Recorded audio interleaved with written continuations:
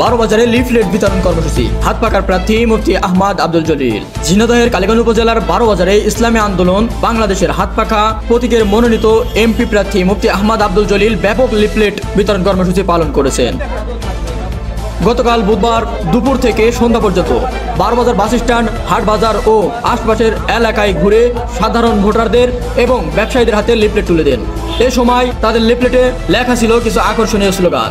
শুধু নেতা নয়, নীতির পরিবর্তন চাই, দুর্নীতিমুক্ত ও সুখী সমৃদ্ধশালী কল্যাণ রাষ্ট্র গঠনের শপথ নিন। প্রচারকালীন তিনি এলাকাবাসীর কাছে দোয়া কামনা করে বলেন, আপনারা হাত পাকায় ভোট দিয়ে আমাকে নির্বাচিত করলে আমি কালীগঞ্জ উপজেলাবাসীর প্রকৃত সেবক হয়ে কাজ করার সুযোগ পাবো।